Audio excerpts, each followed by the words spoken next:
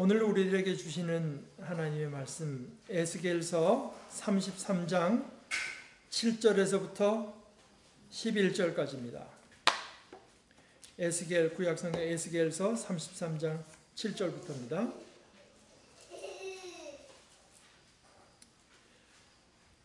너 사람아, 내가 너를 이스라엘 족속의 파수꾼으로 세웠다.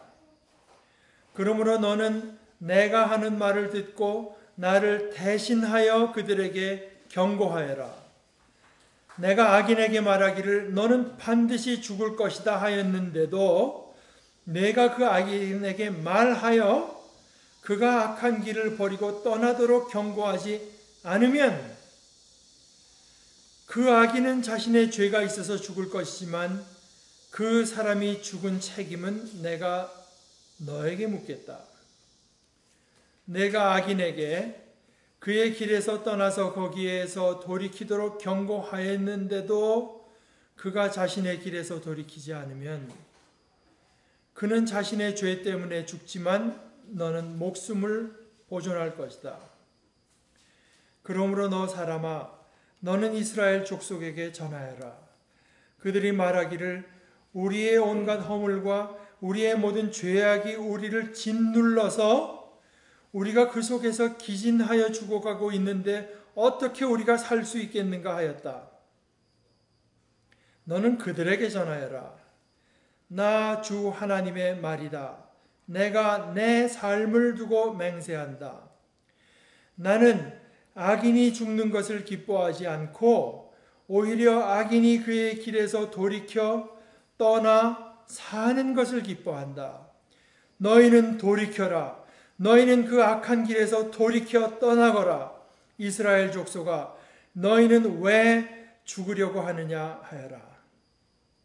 하나님의 말씀입니다. 하나님 감사합니다. 이 구약 성경에 이제 예언서가 긴 책이 3개 있습니다. 이사야, 예레미야, 에스겔. 근데 이 에스겔서는 여러분 이제 제가 누차 말했지만 이스라엘이라는 나라가 솔로몬 임금이 죽고 나서 둘로 갈라집니다. 북쪽 나라 이름은 이스라엘, 남쪽은 유다. 근데 이제 이스라엘은 먼저 망해요. 아시리아라는 나라에 망합니다.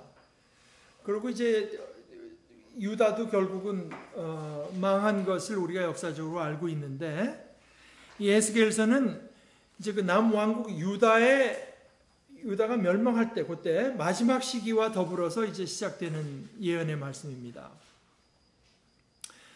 그러니까 주님 오시기 한 604년 전에 BC 604년서부터 그때는 그 중동 지역의 가장 큰 슈퍼파워가 바빌론입니다. 더 이상 아시리아가 아니고 바빌론이고 저쪽에는 그만큼은 못하지만 비교적 강대국인 이제 이집트가 있습니다.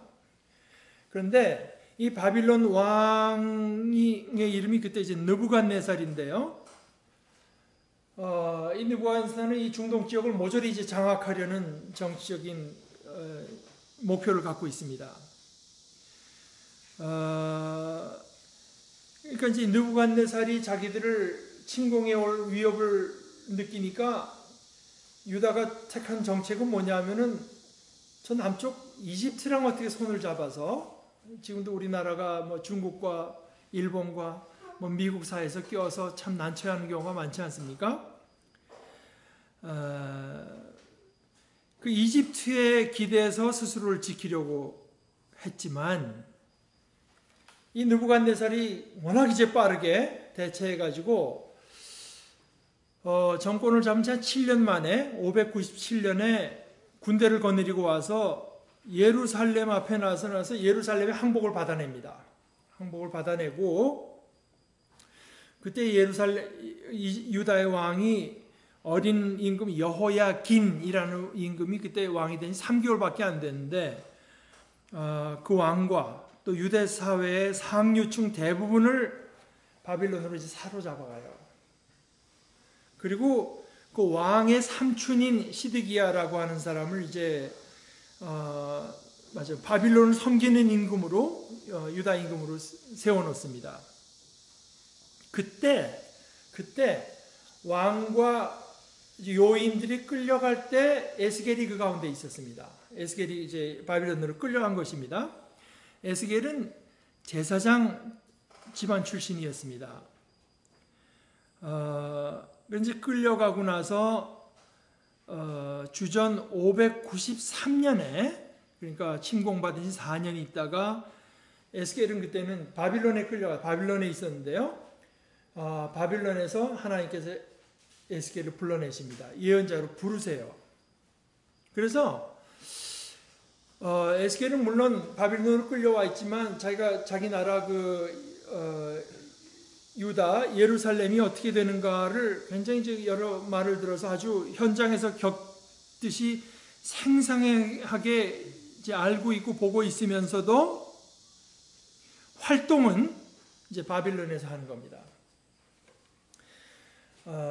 이 활동이 대개 이제 한 두 시기로 나눠져요. 에스겔의 예언 활동이 594년서부터 예루살렘이 완전히 멸망한 587년까지 그때는 이 바빌론으로 끌려온 사람들이 자기들이 이제 곧 돌아갈 수 있을 것이다 하는 헛된 이제 소망을 품고 있습니다. 설마 우리가 하나님의 백성인데 우리가 돌아갈 거 아니야? 뭐 이런 생각들을 하고 있습니다. 그러니까 자신들이 하나님께 겪은 죄의 결과에 대해서 생각한다기보다는 우리가 그래도 하나님의 백성이니 하나님께서 우리를 어떻게건 이제 돌려보낼 것이다 이런 생각을 하고 있을 때 그때는 하나님께서 에스겔을 통해서 이스라엘 백성에게 주신 메시지는 심판의 메시지입니다. 심판의 메시지. 죄로 가득 찬 성읍에 닥칠 심판은 돌이킬 수 없다. 심판은 돌이킬 수 없다고 하는 것을 선포해요. 그러다가 막상 예루살렘이 다 파괴되고 성전도 예루살렘이 점령당하고 성전과 성읍이 다 파괴되고 난 뒤에는 하나님께서 에스겔을 통해서 이스라엘 백성에게 주시는 메시지가 달라져요. 그 다음에는 에스겔은 절망에 빠진 사람들을 일으켜 세우고 위로하며 이들의 마음을 이제 하나님께서 이들에게 베푸실 어떤 하나님의 새로운 활동에 맞추게 해서 예루살렘의 재건의 토대를 놓도록 하나님께서 에스겔을 부르십니다. 아마 에스겔서에서 가장 유명한 얘기 중에 하나는 죽은 뼈들이 막 깨어나서 서로 붙고 살이 붙고 하면서 이제 죽은 뼈들이 깨어나서 산 사람들의 새 군대가 되는 환상, 그 골짜기에서 본 환상에 대한 이야기가 아마 에스겔서에서 가장 유명한 얘기 중에 하나일 것인데 그 이야기도 그 일환입니다. 그래서 이렇게 해서 큰 재난이 닥친 뒤에 하나님께서 어떻게 그 재난을 겪은 자기 백성에게로 다시 향하시는지를 아주 인상 깊게 이제 선포합니다. 완전히 망가진 백성을 일으켜 세워서 새 희망을 품게 하는 것이 이 새로운 선포의 목적입니다. 이제 여태까지 제가 말씀드린 것은 여러분들이 혹시 성경책 중에서 가게 되면 독일 성서공회의 해설이 붙어 있는 성경책을 보실 수 있으면 그 해설의 내용을 제가 조금 요약한 것입니다. 자, 그래서 오늘 읽을 말씀 가운데서 7절부터 오늘 읽은 말씀에서 하나님께서는 에스겔을 이스라엘의 파수꾼으로 삼으신 것을 말씀하십니다. 사실은 이제 33장 1절부터 파수꾼의 말씀을 하시다가 이제 본격적으로 너 사람아 내가 너를 이스라엘 족속의 파수꾼으로 세웠다 하고 이제 말씀해 주십니다. 그런데 이 33장 이전에 이미 에스겔서 저 앞에 3장에서 하나님께서는 이미 에스겔을 이스라엘 족속의 파수꾼으로 삼으셨습니다. 에스겔서 3장 16절입니다. 이래가 지난 다음에 주님께서 나에게 말씀하셨다. 사람아, 내가 너를 이스라엘 족속의 파수꾼으로 세웠다. 그러므로 너는 내가 하는 말을 듣고 나를 대신하여 그들에게 경고하여라. 가령 내가 악인에게 말하기를 너는 반드시 죽을 것이다 할 때 내가 그 악인을 깨우쳐 주지 않거나 그 악인에게 말로 타일러서 그가 악한 일을 버리고 떠나 생명이 구원받도록 경고해 주지 않으면 그 악인은 자신의 악한 행실 때문에 죽을 것이지만 그 사람이 죽은 책임은 내가 너에게 묻겠다. 그러나 내가 악인을 깨우쳐 주었는데도 그 악인이 그의 악한 행실과 그릇된 행실을 버리고 돌아서지 않았다면 그는 자신의 악행 때문에 죽을 것이다. 그러나 너는 내 목숨을 보존할 것이다. 하면서 거진 같은 내용을 이미 이스라엘을 위한 파수꾼으로 에스겔을 부르시면서 이미 하신 바 있습니다. 그러나 그때는 심판의 메시지를 전하기 위해서 하신 것이고 이제는 고통 겪고 재난을 겪은 이스라엘 백성에게 소망의 메시지, 그들을 일으켜 세울 메시지를 통하는 것인데도 사실 말씀이 대동소이합니다. 거진 같습니다. 파수꾼이라고 하는 것은 물론 보통 성 안에 있는 다른 사람들이 보지 못하는 것을 보는 사람, 그것을 봐야 되고 그리고 본 것을 다른 사람들에게 알려야 되는 사람입니다. 그래서 대부분의 사람들이 사는 것이 우리 일상, 삶이라고 하는 게 그저 그런 것인 줄로만 알고 있을 때, 또 그래서 그저 우리가 살아가는 이 사회, 또 이 인류의 오래된 역사라고 하는 것이 그저 수많은 문제들이 그저 연이어서 일어나는 것이다 하는 정도로만 여길 때 바로 그 가운데 하나님의 손길이 임하고 있다고 하는 것, 그 하나님의 손길을 보는 사람들이 파수꾼들입니다. 사람들 거의가 다 하나님을 인정하지 않고 이웃을 돌보지 않으면서도 사는 게 그런 거 아니야? 삶이라고 하는 것이 그저 그런 것인 줄로 알고 그저 하루하루 생각 없이 살아갈 때 아닙니다. 우리 모두가 다 그렇게 걸어가고 있어도 그 길은 악한 길입니다.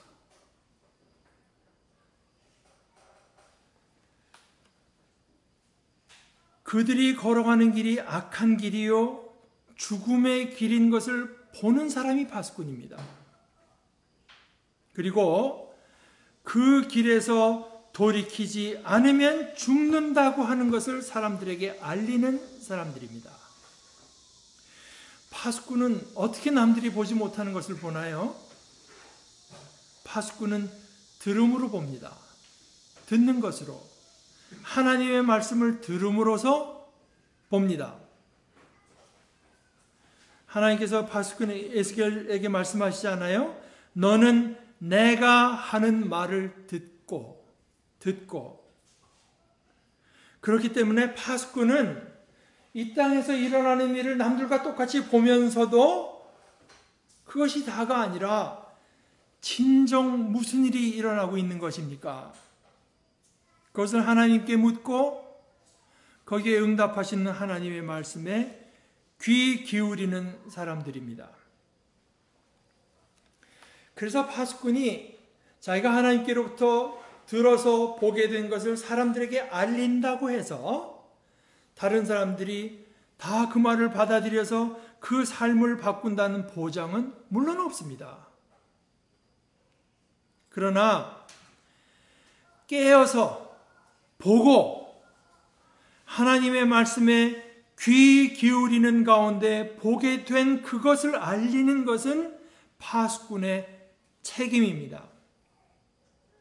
그런데요, 우리가 3장에서 하나님께서 에스겔을 파수꾼으로 부를 때나 오늘 33장에서 이스라엘을 회복시키기 위해서 부를 때나 하나님의 메시지는 같습니다. 참 놀랍지 않습니까?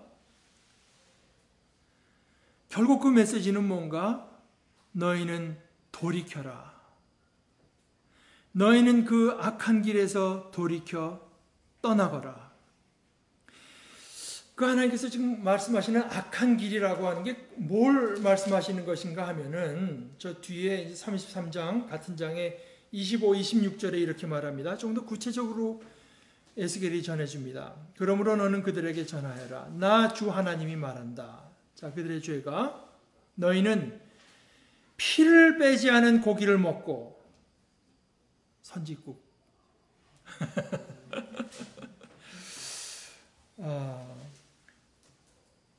온갖 우상에게 눈을 팔고 사람들이 피를 흘리게 하였다. 그러면서도 너희가 그 땅을 차지하려고 하느냐? 너희는 칼을 의지하였고 역겨운 일을 저질렀다. 너희는 서로 이웃 사람의 아내를 더럽혀 놓았다. 그러면서도 너희가 그 땅을 차지하려고 하느냐?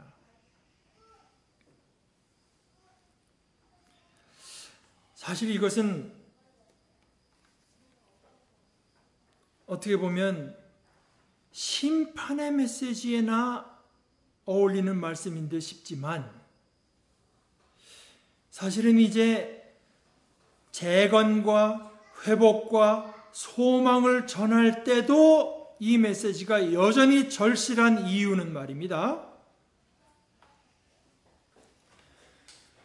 죄악을 범합니다. 인간이 죄악을 범하고 어떤 한 사회가 또는 어떤 한 교단, 교회도 죄를 범합니다. 그러다가 그 죄를 너무 많이 범하다 보면 그 죄의 무게에 스스로 짓눌리게 됩니다. 죄악의 무게에 짓눌리게 됩니다. 그러면 어떻게 되는가? 자포자기하게 됩니다.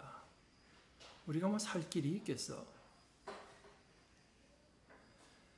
그래서 절망에 빠졌을 때도 인간의 모습은 어떻게 나타나는가? 인간의 행태는 똑같습니다. 처음에 죄를 질 때나 여전히 하나님의 규례를 가볍게 여겨서 지키지 않고 이제 우리가 제대로 된 삶을 살 길은 이미 우리에겐 없으니까 이제는 힘과 돈을 의지하고 숭상하여 이웃에게 폭력을 행사하는 것으로 나타납니다. 죄가 죄를 짓게 해요.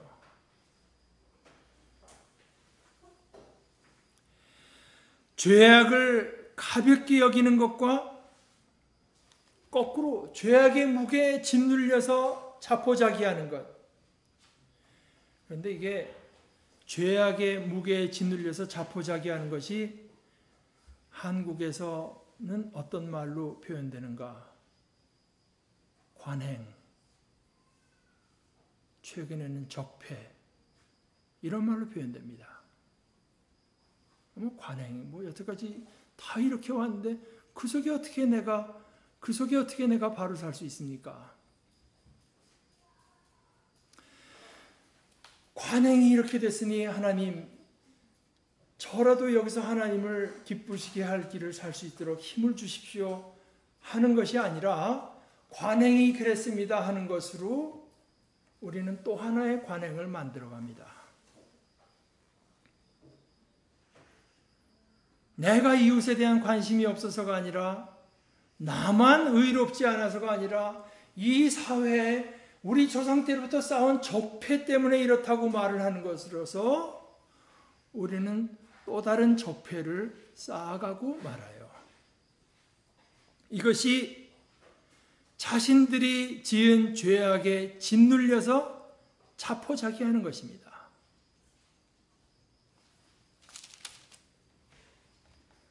이스라엘 사람들이 말하기를 우리의 온갖 허물과 우리의 모든 죄악이 우리를 짓눌려서 우리가 그 속에서 기진하여 죽어가고 있는데 우리가 어떻게 살 수 있겠는가 하면서 이들이 하는 것은 그러니 우리에게 소망이 없으니 하나의 말씀도 지키지 않고 이웃을 억누르고 그저 믿을 것은 그나마 이 얄궂은 생명수가 오는데 내가 믿을 것은 힘과 돈밖에 없다.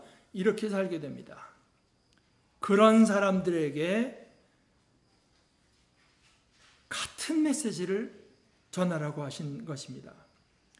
죄악을 가볍게 여기는 것과 죄악에 짓눌려 자포자기하는 것이 정반대인 듯해도 사실은 동전의 앞 뒷면과 같습니다. 둘 다 죄악을 가볍게 여기는 것이나 자신들이 지어온 허물과 죄악 때문에 짓눌려서 우리에게는 참 소망이 없다고 여기는 것이나 둘 다 사실은 하나님을 중심에서 인정하지 않는 데서 비롯한 것입니다. 우리가 죄악을 졌어도, 우리가 죄악을 범했어도 하나님께서 우리를 구원해내신다고 하는 걸 믿으면 우리는 책임 있는 존재로 살 수 있죠. 소망을 가지고 살 수 있고 의를 추구하고 생명을 추구하면서 살 수 있습니다. 그러나 그 하나님을 중심으로 인정하지 않을 때 우리는 살 길이 없습니다. 라는 태도를 가질 수밖에 없습니다. 우리는 에스겔처럼 하나님의 말씀을 맡은 파수꾼인가 아니면 그 에스겔을 통해서 주시는 하나님의 말씀을 들어야 될 이스라엘 족속인가? 근데 대부분 우리의 모습은 둘 다가 아닌가 합니다. 그런데 그 가운데서 또 저와 같은 예를 들어서 목회자에게는 이 파수꾼의 책임이 있는 것은 분명합니다. 이 땅에서 일어나는 일 가운데에서 하나님의 손길을 분별하여 하나님의 이름으로 일컫는 하나님의 백성, 새 이스라엘 족속, 그리스도의 사람들에게 알릴 책임 말입니다. 자신들이 저지른 그 죄악의 엄중함을 몰라서든지 또는 자신들이 지은 죄악의 그 말하자면 적폐에 이미 짓눌려서 소망을 잃어서든지 말로는 하나님을 섬긴다고 하지만 나날의 삶에서는 하나님보다는 힘을 의지하고 연주를 찾고 배경을 의지하고 남들이 가지지 못한 정보와 지식을 의지하려고 들고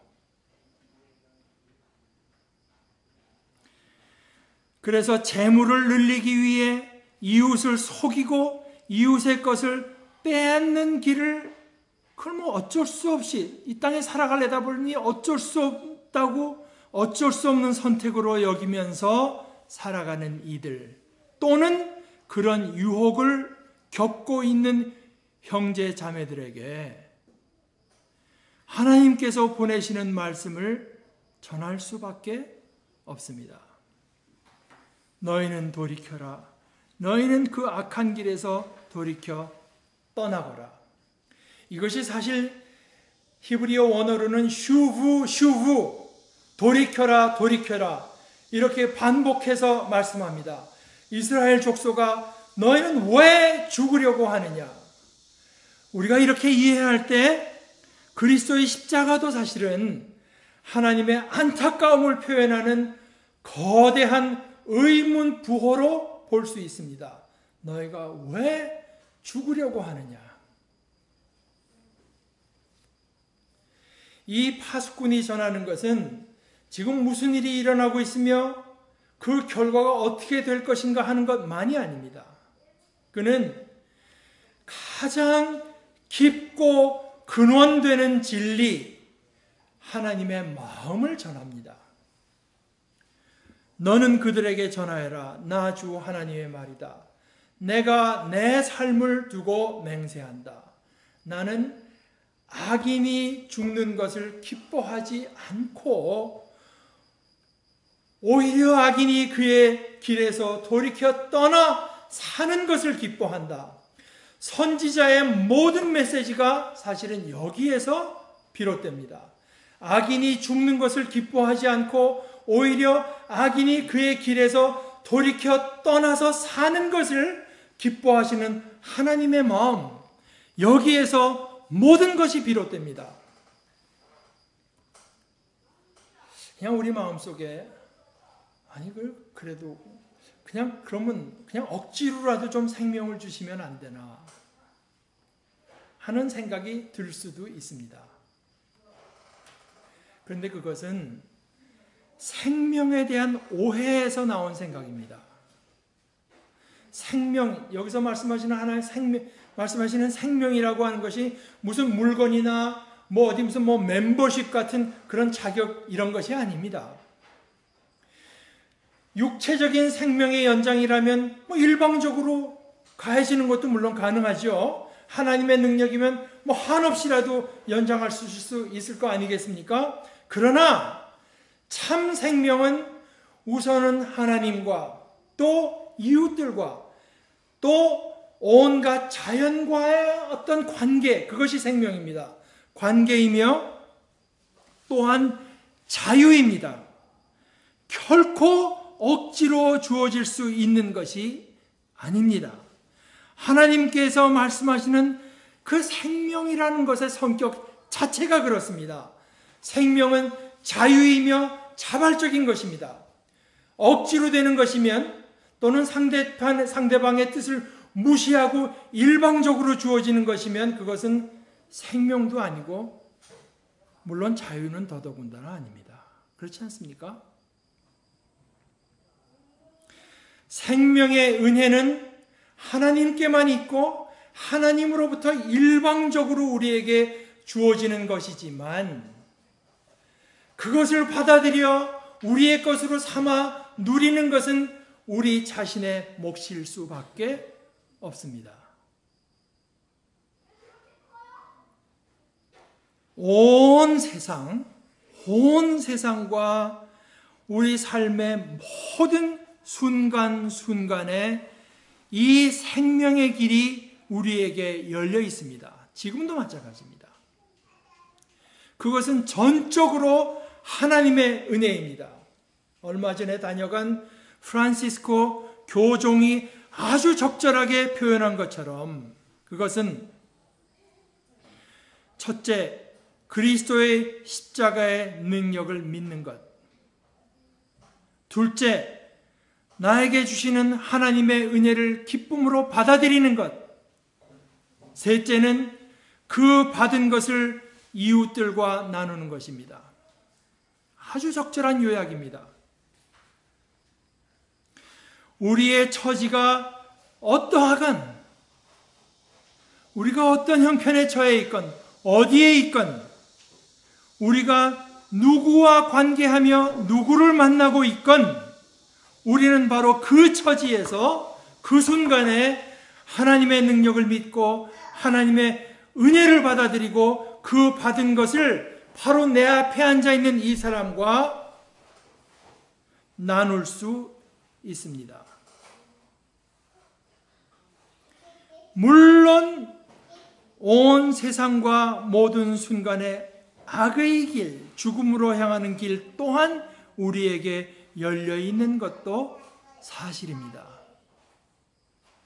우리는 그 안에 책임적인 존재로 서 있습니다. 그 가운데서 우리는 매일 또 순간순간 바로 오늘의 이 말씀을 기억하기를 힘쓸 것입니다. 나 주 하나님의 말이다. 내가 내 삶을 두고 맹세한다. 나는 악인이 죽는 것을 기뻐하지 않고 오히려 악인이 그의 길에서 돌이켜 떠나 사는 것을 기뻐한다. 너희는 돌이켜라. 너희는 그 악한 길에서 돌이켜 떠나거라. 이스라엘 족속아, 너희는 왜 죽으려고 하느냐. 아멘.